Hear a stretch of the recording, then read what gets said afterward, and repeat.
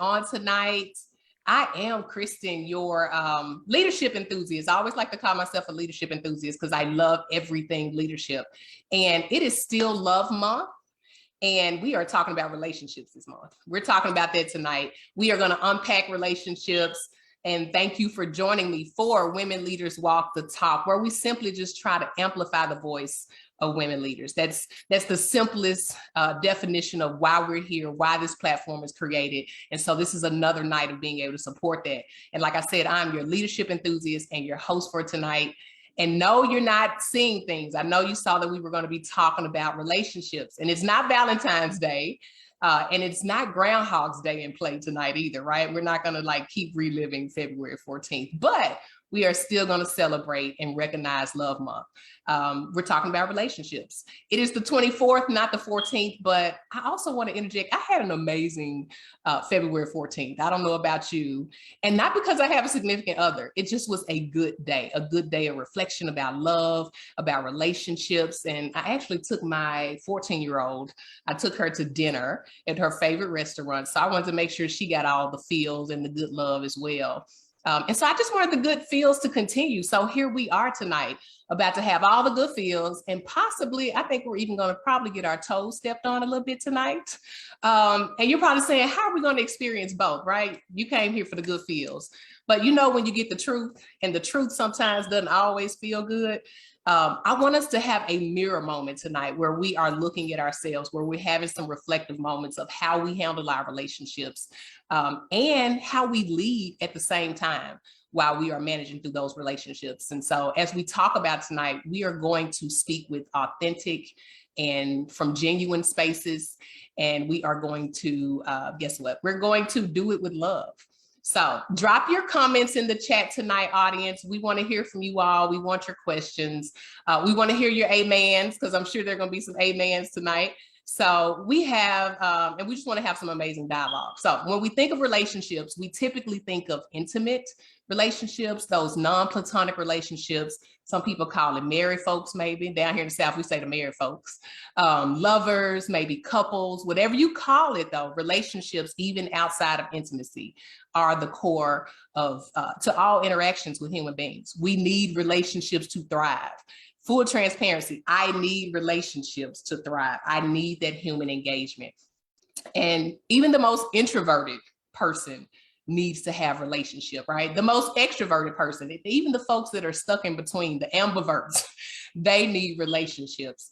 And our relationships at work, outside of work, with our families, our friends, our associates, any relationship, when you think about it, impacts our leadership style.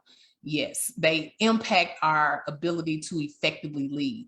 And as I always say, we are always leading. I think that is very, very important to say. We are always in the position to be able to influence others around us, right? So we are always having relationships with people as we're doing that. So how do we manage to do both of them? How do they go hand in hand? How do we manage and balance it? For full transparency, in my earlier years as a leader, my personal relationships absolutely drove the way I led. Looking back, there were times that I know I was not the most effective leader because of my personal relationship breakdowns that I was having. I may have been having that relationship breakdown with a significant other. And if they made me angry, I was in my feelings at work, right? And so that impacted the way I led. And I probably didn't engage with my team those days, or maybe I wasn't as focused as I needed to be. And I allowed those personal relationships to impact the way I responded as I led. As a leader, we have relationships with our team members, our customers, our stakeholders, and we should always be striving to have positive relationships, to be authentic, to be fruitful and impactful. And that way we can make sure that we're helping to meet the overall mission of the organization. Another transparent moment I want to share, maybe it wasn't the significant other. Maybe while I was leading, I was having a not so positive interaction with a team member, right? That's real. How I interact with my team is so important. And I've had some rough experiences. I won't dare say I'm perfect. I have learned, but I continue to learn. And the reason I say I continue to learn, because relationships are ever evolving. Like, we're ever evolving humans. So we're always navigating and trying to manage through our emotions to get it right every time. Which doesn't always happen. So we will disagree as humans. And so we want to make sure that we don't have those breakdowns in relationships. And they're rough and they're hard to come out of. So in both of those scenarios, I've learned that a healthy relationship starts with who? First, me, myself, and I. And then with others, the key to the team meeting, the team was to make sure that we're meeting the expectations through those relationships. So I truly believe that our professional relationships are the most critical to our success a lot of times. So we want to make sure that we maintain them. And because I'm still learning, as I said, and I do not know it all, I had to bring some heavy hitters tonight, y'all. I had to get some heavy hitters on with me tonight to make it all make sense. So I want to introduce to some, I want to reintroduce to others, two amazing relationship experts. We have with us tonight, Angela N Holton with Love Sanctuary and Dr. Tiffany Ross with Old to New Creations. And if you are not following these ladies, I promise you after tonight, you will be following them. They are no strangers to understanding and helping others navigate relationships. And their unique perspectives on relationships is what I felt was so befitting for the panel.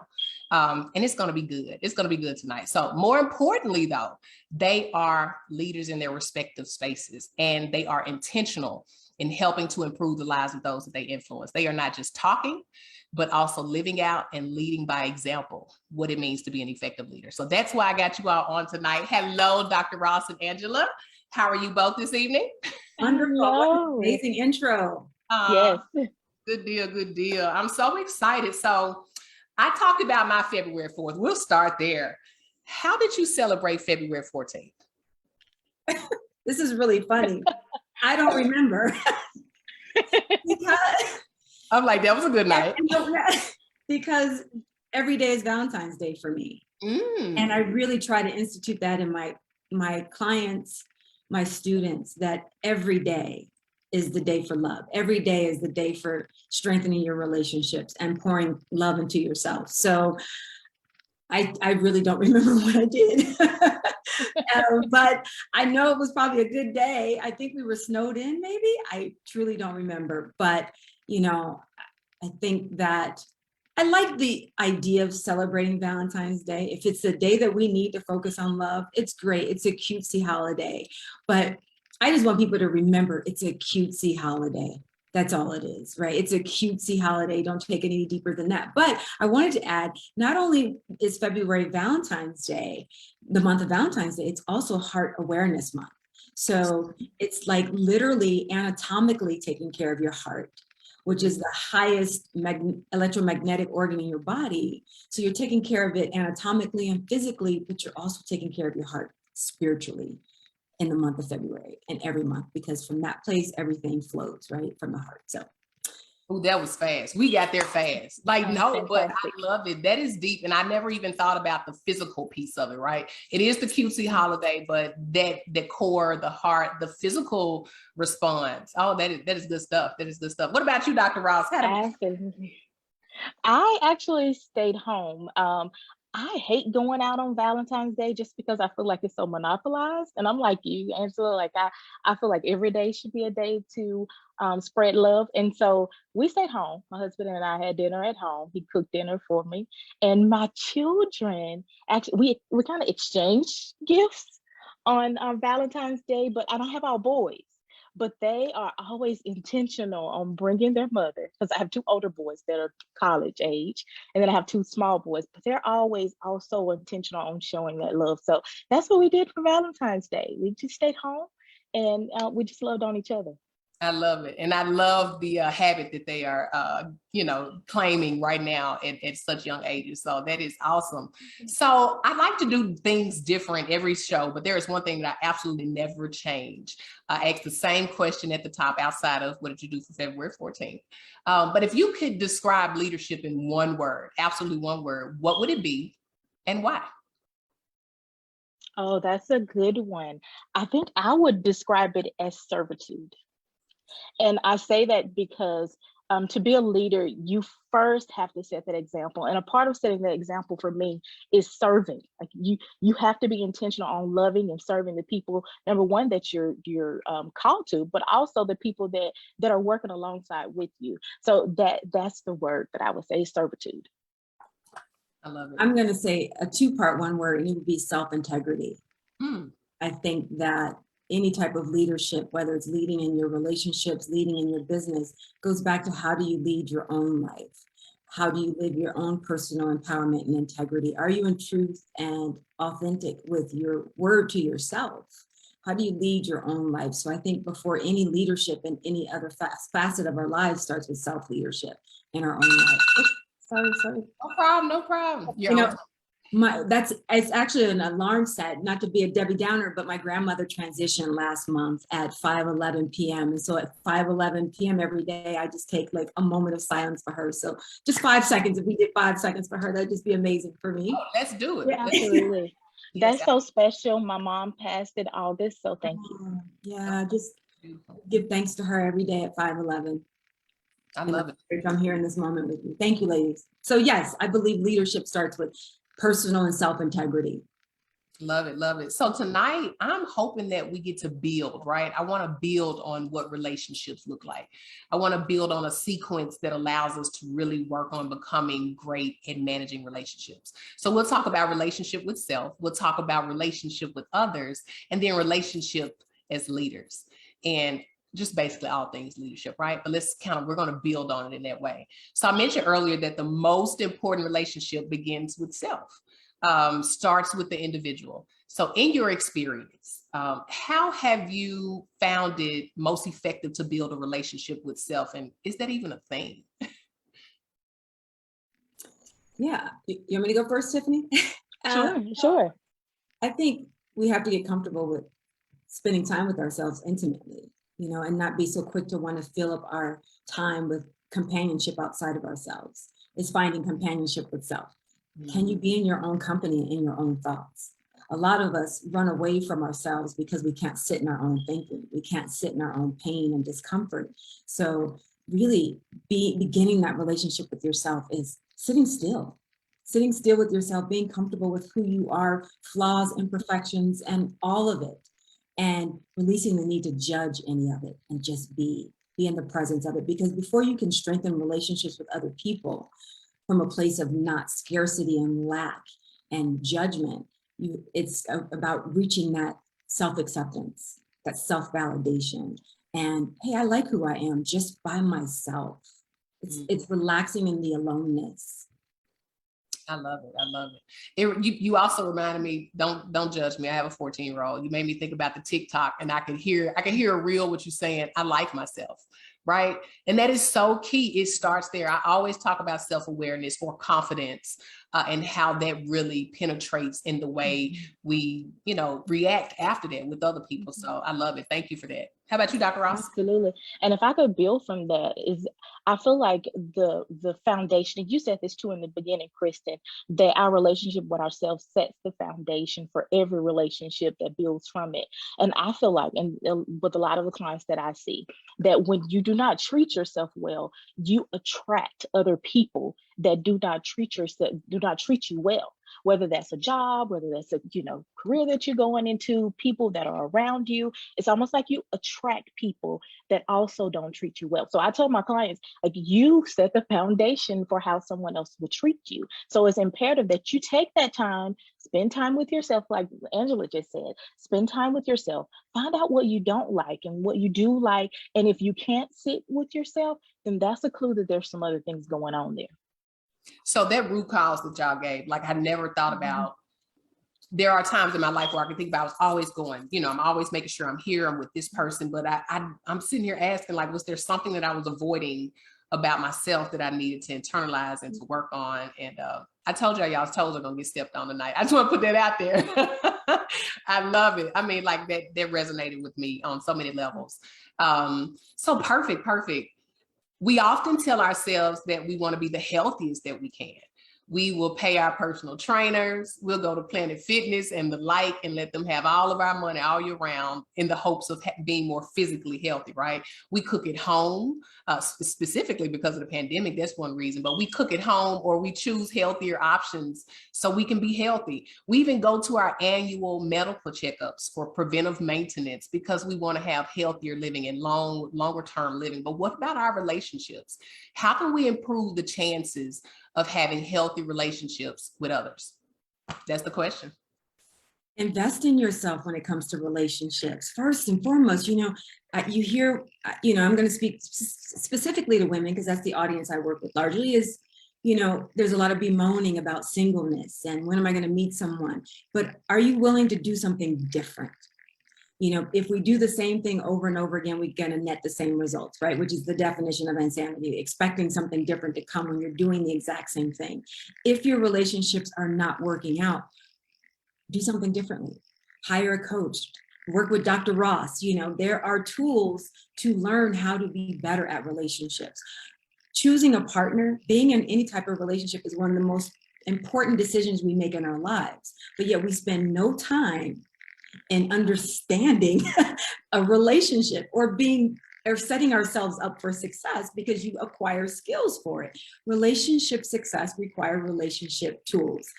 While we are hardwired as relational beings and hardwired for connection, we're not hardwired for relationship skills. We don't know we have to learn those things. We're not brought into this world to know how to communicate, right? To know how to forgive, to move past, conflict, to compromise, balancing roles.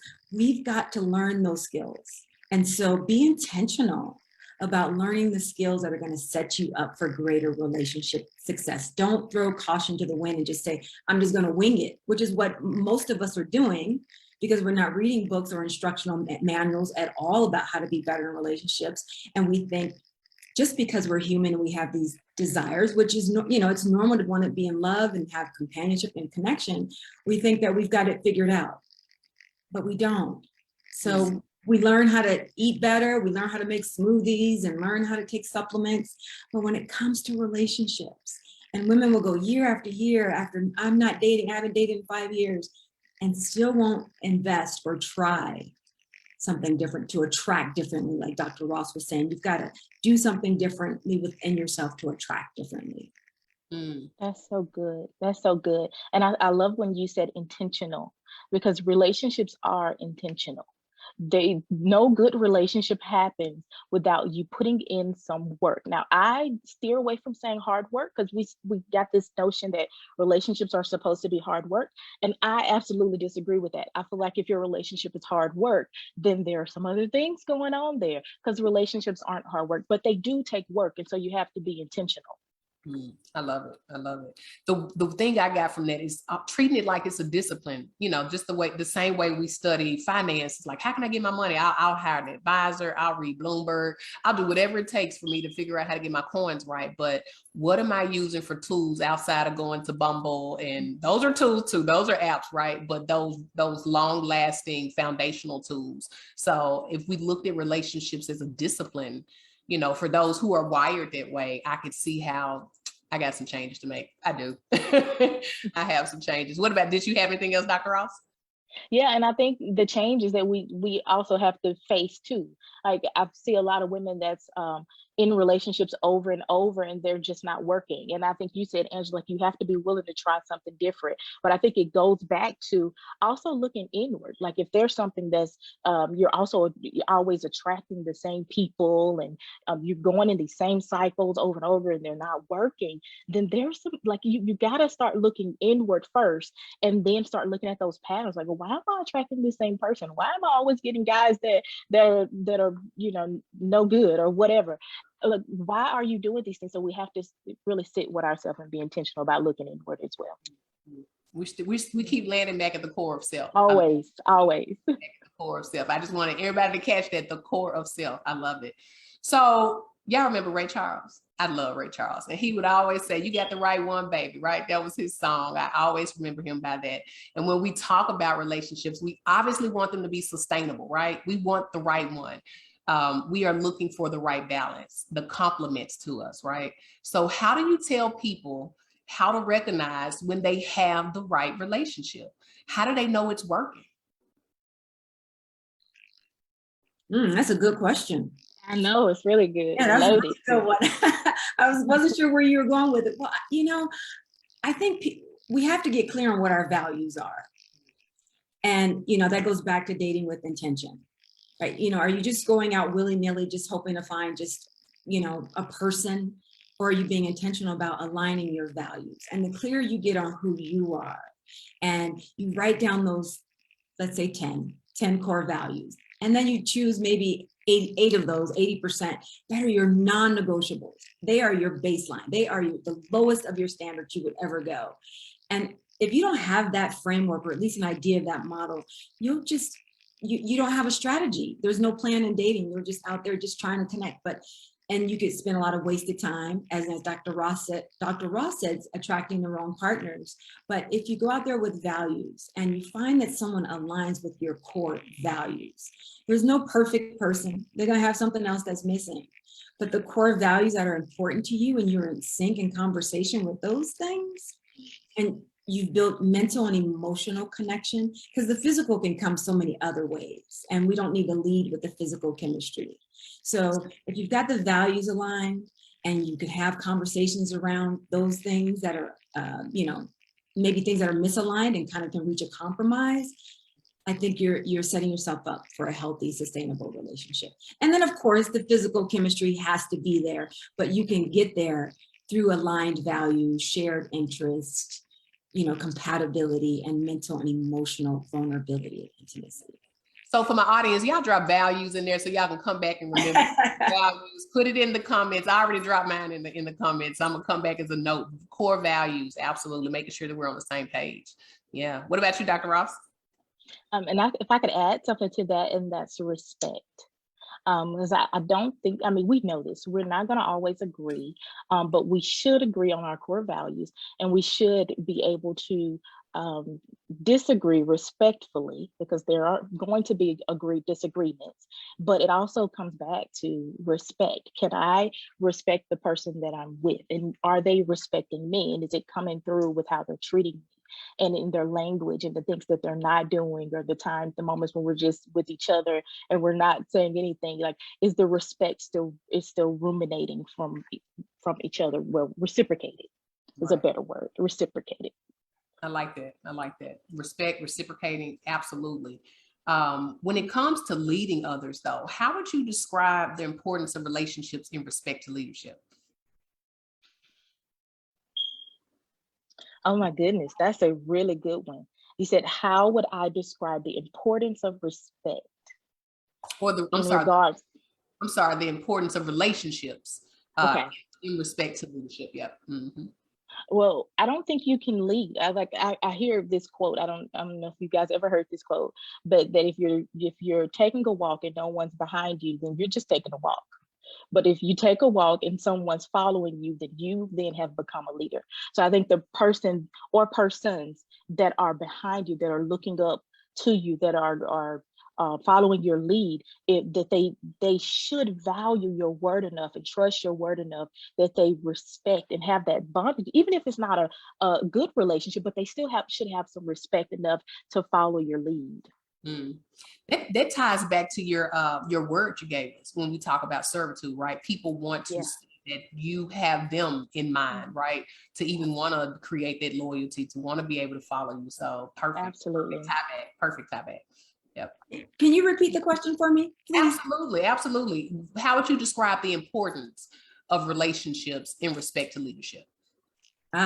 Okay. Yes. Well, you said early on, Kristen, that, relationships are the cornerstone of our lives, and they spill into every other part. So if we're not happy in our relationships, they're going to spill over into our business, into our health, into how well we do or do not sleep, which is part of health, and everything else. So I think when it comes to relationships and leadership, it's, I'm going to just sort of echo what Dr. Ross said. It is about that service, and it is about servitude and people seeing you.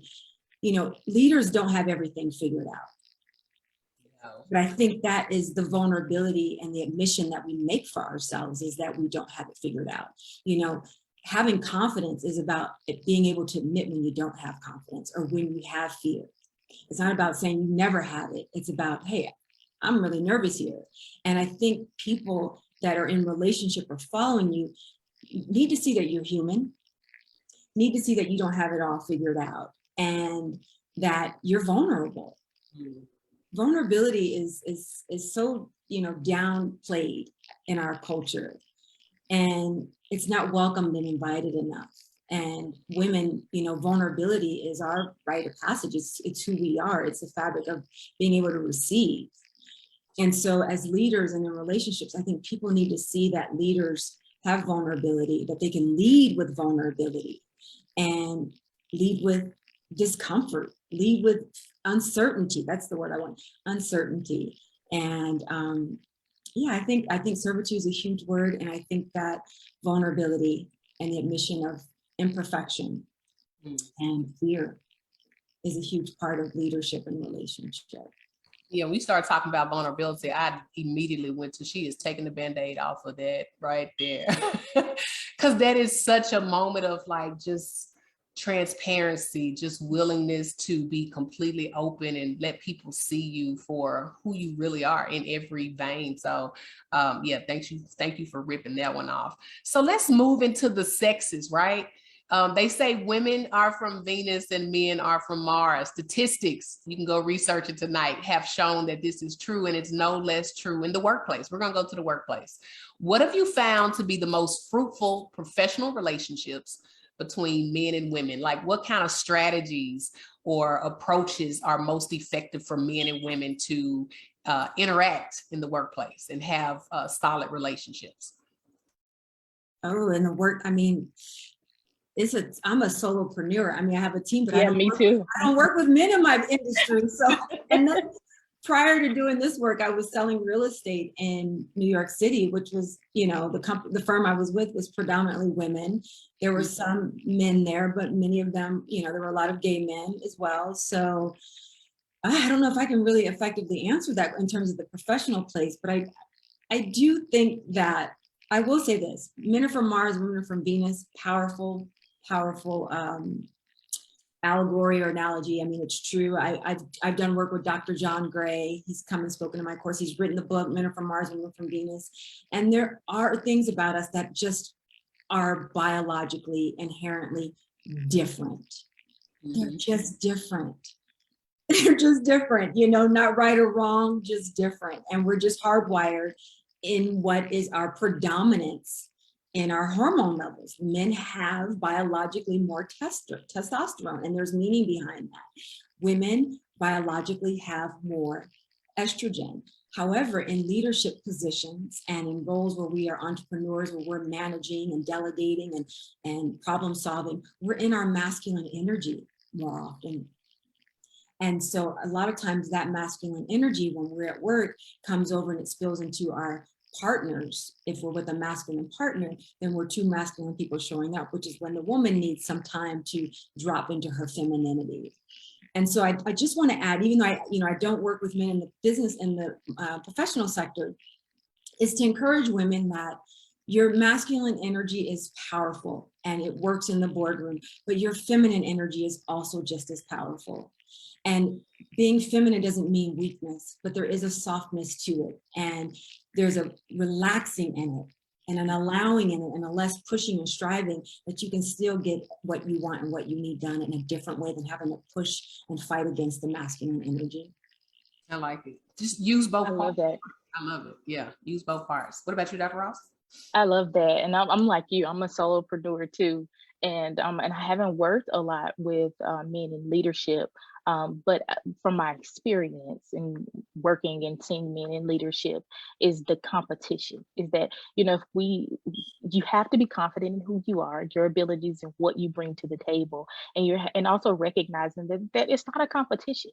It's like, we're each operating, like you say, the feminine and masculine traits, but we as women have the power to know when we need to step back, but also to that sounds bad, I'm not going to say step back, but maybe so approach it from a very different angle where we still are operating in our power of genius and doing what we need to do. So it's just for me anyway, it's just a matter of mutual respect.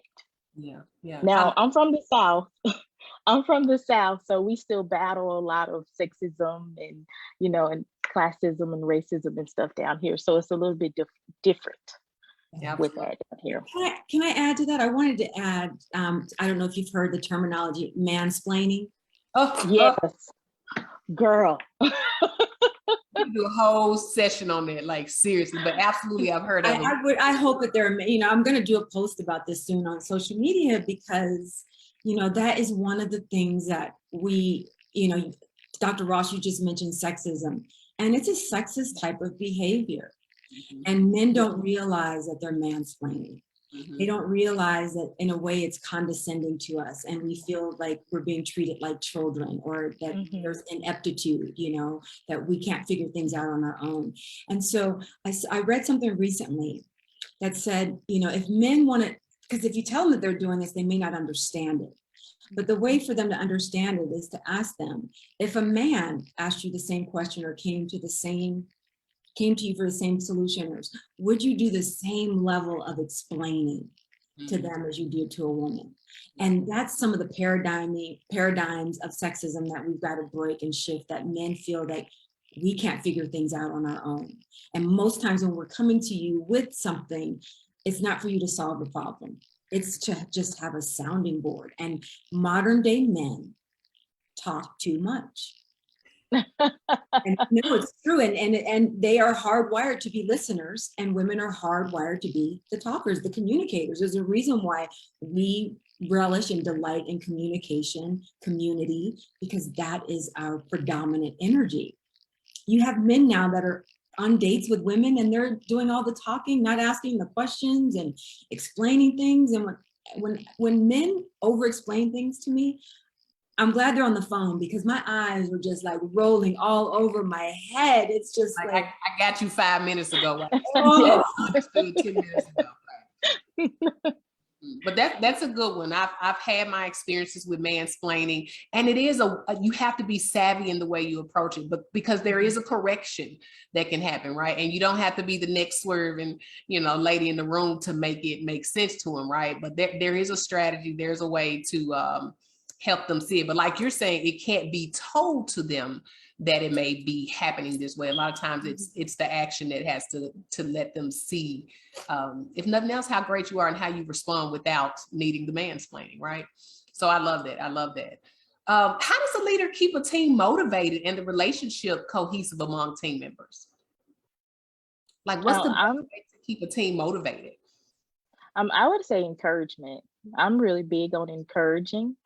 And really recognizing when someone does things well, because I would like, I'd like for people to recognize when I do things well. So I'm really big on encouraging, and I'm also big on challenging as well, because how do I say this? I think environments are safe when people are allowed to be themselves. And so in order for me to create those environments, sometimes we have to challenge. So that's how I keep the team motivated, and also create a safe space, because I want people to know when you're with me, then you can be real. You can be yourself. We're all going to make mistakes, but we're going to face them head on when they happen. Right. I like it. Yeah, I would say, piggybacking on encouragement is gratitude and appreciation. Everyone wants to feel appreciated. They want to, believe that they've been heard and seen and valued, and the work that they're doing is valued. And then you mentioned the word challenge, Dr. Ross, and I sort of was thinking of it differently in a way that, yes, there's going to be challenges on a team, but I also like to challenge individual members of my team or people that I work with to stretch out of their comfort zone. My task as a leader to see things in people that they're not able to see within themselves, or to see parts of themselves that they're shying away from, that I want to strengthen. Because a real good leader wants their team members to become leaders also. They're their micro leaders at those moments. So there's not this hierarchy, so to speak. You're encouraging them, and you want to bring out the best in them and the areas that they may struggle in, and things that are often unspoken, but you as the leader have the ability to see those things. I love it. That's good. And I'm sorry. No, go ahead. And if I could add to that, not micromanaging, allowing them to just be free in whatever role that they're serving in. Because I feel like people serve better when they're allowed to just be free and do the work within the confounds of the work, of course, but do it their way. Yep. I love it. Those are really, really good tips when we talk about, because as you're a leader, you're having to make sure that you are keeping those solid relationships so that they can have those environments and have that expectation and want to be there, right? We want them to be there. And so we have to be in tune with the relationship that we're having. How are we supporting? How are we hearing and listening as opposed to doing more dictating and passing out tasks, right? How are we being collaborative with them? I think that's another key word. How are we collaborating with our team? And I heard, making sure that we hear from them and putting their actions into, or their ideas into action as well. So we're going to go with this question. If you could build the perfect relationship, what would it look like? If there was a such thing, the perfect. We're talking about a romantic one now, right? Yeah, we can go back romantic. Let's go back romantic. Yeah, I think it would be, sorry, I just got like this weird update pop on my screen. I think it would be someone who there's just an unspoken understanding of one another. Like your values are so similar. Your interests are so similar that those things just come easily. Like I agree with Dr. Ross that relationships don't have to be hard when you find that true compatibility. And a relationship where the mental, emotional, and intellectual stimulation is just on fire.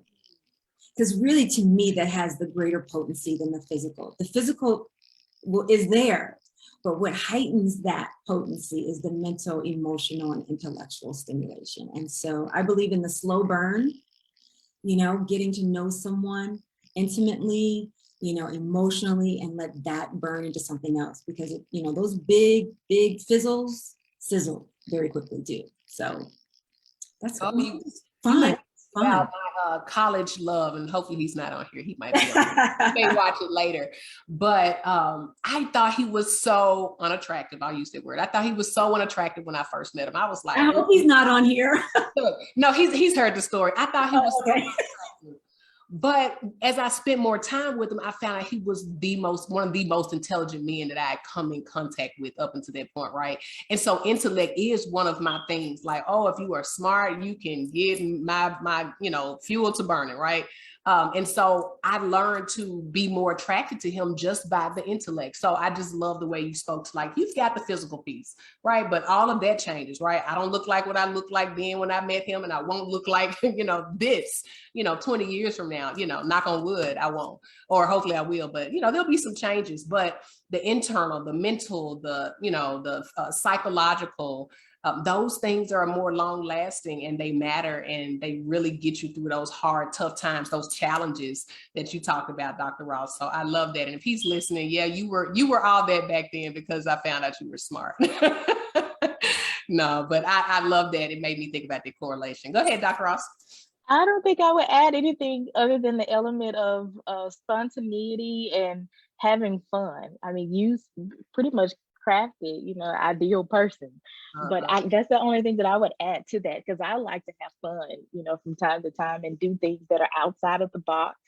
And so that would be an added addition to that perfect, ideal relationship. So I like that. You gotta have fun in everything. Got to. Because if you're not having fun, what are you doing it for? It's not worth it. Exactly. And that's romantic and non-romantic. Like, even if we shift it back to leadership with my teams, like, we are going to act the fool. At least, periodically we're going to let our hair down. We are not going to focus on work. It may be the middle of the day. We're going to stop and play a game or have a conversation, but it can't always be, one-sided and everything's so strict. And so you've got to let your hair down. So I love that. I love that. Spontaneity group. Y'all write that in the chat. Spontaneity. Taking things too seriously, like being able to laugh at yourselves and one another. Yes. And how great is it if, you're in this embroiled, disagreement, and then one of you guys could just do something funny or break the tension, that's ideal. Like, everything just doesn't have to be, we need to talk, or there's this, or, you did this, and yes. Have fun. And I had to learn that. I'm sorry. No, go ahead. No, if I could be transparent, I had to learn that because in my early days of working and being a leader, I was real had tunnel vision. And so the stopping and take a minute and take it, like you said, the spontaneous dances, I had to learn that. I had to learn that. But when I learned it, I'm like, okay, I'm us, let's go. We can have some fun now. And so with some of the ladies that I've worked with, I just kind of let them have a moment and we all laugh. And when I'm not the funny one in the group, but I'm the goofy one in the group. So yeah, it's important to have those moments. I love it. So speaking of fun, I always like to play this next game, right? So this is strictly your opinions. I like to play this or that. I don't know if you ever played this or that, but I'm going to give you some names or some phrases, and I'll say this or that. Which one is your preference off the top of your head? And since it's a relationship night, we're going to stay with relationships, okay? So Ruby D and Ozzie Davis, or Ike and Turner, Ike and Tina. Ruby D. Ruby D. They are so classic. Love them, love them. Cliff and Claire Huxtable, or Beyonce and Jay-Z.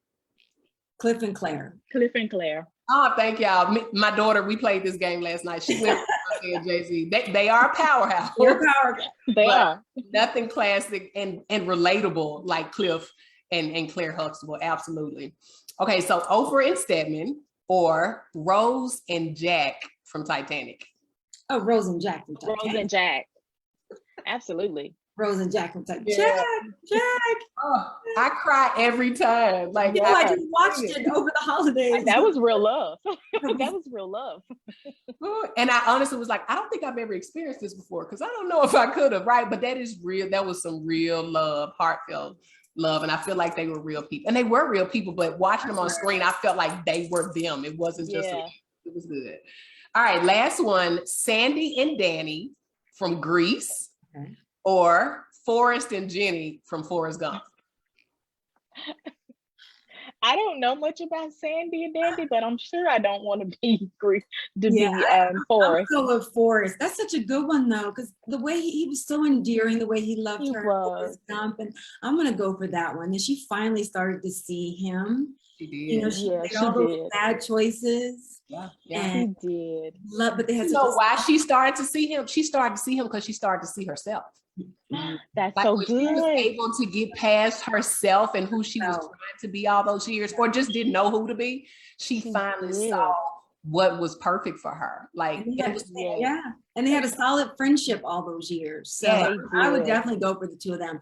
I would say Sandy and Danny probably have more of the sizzle, right? Yeah.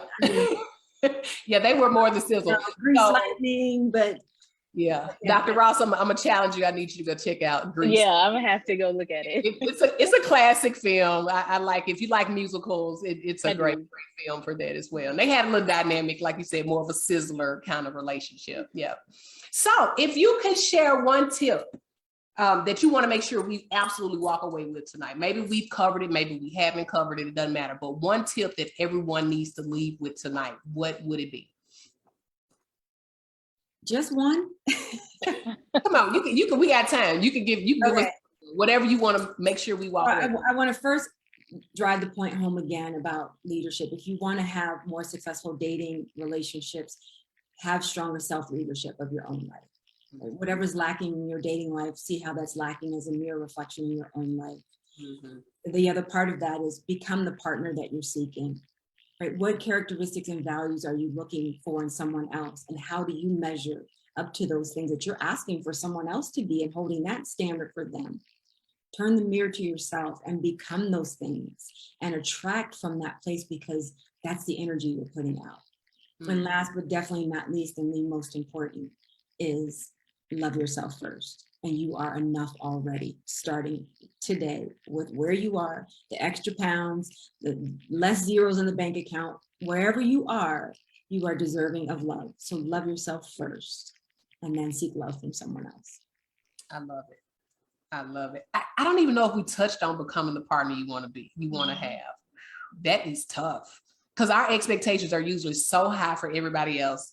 And we keep ours down here. Like, I'm good down here. I'm perfect, but I need you to be up here. And why would we do that?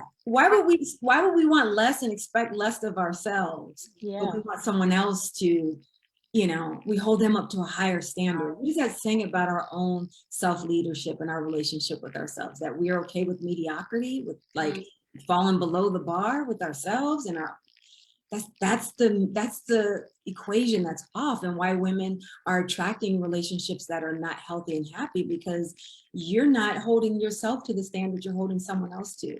So you got to love yourself, approve of yourself, value yourself. And then you attract that person who sees how you want to be treated. Dr. Ross said that. You give them permission and direction on how to treat you. Yeah, yeah. Ooh, that was good. Yeah, What you gonna leave us with, Dr. Ross? Gonna oh fill my out goodness. my page. I need page filled out. So No. I'm here for it. No, I think all of those were good. And I think we always come back to the love yourself. Like, love yourself, love on yourself fearlessly, and also be open to love on other people fearlessly. Because I think sometimes we put walls and boundaries and all other kind of things up that we don't openly love people fearlessly. So I would encourage someone, just take those opportunities, just love on someone. Love on someone. So that's all. That's all. No thesis. Just love yourself and love others.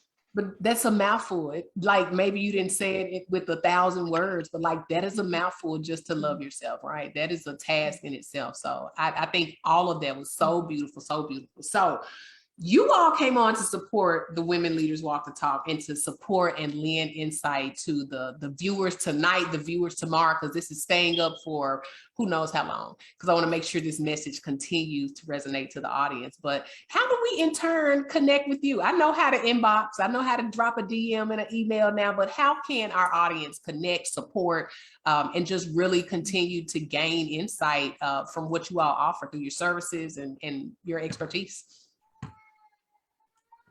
I can. Okay, sure. I actually have a website. It's drtiffanyross.com, and you can find me all over social media, LinkedIn, Facebook, Instagram, and I'll try my hand at TikTok, and I'm horrible at it. But you can find me there too. She does amazing. I'm taking tips every time I see them. No, it's outside of my comfort zone. But Dr. Tiffany Ross, I'm on all of those platforms. I actually have an event that's coming up because I just felt the leading with all the suicides that are going on in the world that has happened nationally and here some locally as well, to do an event for organizations. And my focus for the very first one is on faith-based organizations and teaching them or bridging that gap between mental health and mental illness and the church, and to figure out some steps and strategies and come together and figure out some things that we can put in place to begin helping people and providing that safe space for people so that they know that they have that support and that they have other options. Awesome, awesome. So drtiffanyross.com, go ahead, flood the email tonight, everybody. Like and follow all of that. How about you, Angela? Thank you so much. I want to say thank you, Kristen, for having me and Dr. Ross sharing this platform with you. So you can find me at lovesanctuary.com. And I'm mostly on Instagram under Angela N Holton. And hopefully you can see my name here. And I created what I call the conscious love and dating method. And it's really about what we talked about before, is becoming the partner that you're seeking and healing those things within ourselves before we go out and look for those relationships. And so I teach an 8-week course, 9-week course now, and I have Dr. John Gray come speak. Every topic related to having strong interpersonal and romantic relationships is covered in the course. We start on March 9th. It's 9 weeks, and this is the last time I'm teaching it live. I'm in the course, so I'm offering a very nice promotion for that, just kind of my last little hoorah. And if you can't join the course, I do have, and this is not strategic that I had this here, but I wrote The Secret Method to Conscious Love. It's a workbook journal, so yes, you will be doing work in it, and it's really a deep exploration into understanding yourself. It asks you some of the hard, tough questions to to really investigate and get clear on some of the things that we need to heal from and get in touch with before we get into a relationship, because it's really about, as you're dating, getting to date and know yourself at the same time. And so this book is your guide to help you understand how you're showing up in relationships. I can do both at the same time. I don't Yes, have you can. the other part. Yes. I actually encourage women, if you feel like if a woman's self-esteem is generally in place, I think she's ready to date. But if she's not feeling good about who she is when she wakes up in the morning and, her self-worth is really not at a good level, I think she needs to spend some time really alone before she starts dating. But anyone else, if you're feeling pretty good, feeling accomplished, feeling like you've got some direction in your life, I strongly encourage you to do the work and date at the same time, because you get to see your growth in the mirror reflection of the date showing up. You can't learn relationship skills without being in relationship and seeing how you're changing and transforming, how that's showing up on the date. So date yourself, get to know yourself. Everything that doesn't work out on the date, or what does work, whether it does or does not work out on the date, the most important thing is to discover something new about yourself. I love it. I love it. We got all the resources on here. I love that. Whatever angle you need to come from, right? The resources are here. I think this has been beautiful, ladies. Absolutely beautiful. Yes. I've got a few Thank more you so much. of spilling to do, and definitely y'all stay on with me before we get off. But our inaugural The Women Leaders Walk the Talk conference is just around the corner. So you have another resource, March 26, 2022. Set your alarm tonight. No, don't set the alarm. As soon as we end, go prepare to register, right? We have 10 speakers, workshops, sessions, networking lounges. We got DJs because we're going to party and let our hair down, and a few more surprises. So it's a virtual and designed specifically to address critical aspects of women and leadership today. The information is relevant. The speakers are experts and insightful, very similar to what we had on tonight. Our experts are insightful, our heavy hitters, as I like to call them. And it's a platform to create authentic connections and collaborations and empower other women leaders. And while we want you to leave the conference feeling oh so good and empowered, we also want you to feel like you can take on the world through the tools and the resources that will be shared with you to be able to create strategy. So it's not just about coming to feel good. It's about coming to feel good and taking that and creating action to follow that is sustainable and long lasting to your success. So visit www.thegreateryouleadershipseries.com, click the events, and you can register in probably like less than 10 minutes. Lastly, if you have not already, consider this my personal invite to join the Women Leaders Walk the Talk Facebook group. We simply provide a platform for women leaders to thrive together in a safe space, because we are at Women Leaders Walk the Talk on the Facebook page. And to our panelists tonight, you didn't get to hear me, Dr. Ross, but early on I told Angela this year, and what I've been promoting to the group is all about making the ask, being okay to step outside some of those comfort zones we talked tonight. And I literally was like, you know what? I'm pressing send on this DM. I don't know what's going to happen, but let me do it. So I am so, so grateful that you all answered yes to my ask. Like, you all made tonight amazing, but you also helped to fuel where we're headed next, right? And so I just appreciate you for that. I'm always encouraging members of the group to make the ask, and thank you for helping me make it all make sense. So you all need to make the ask if you haven't.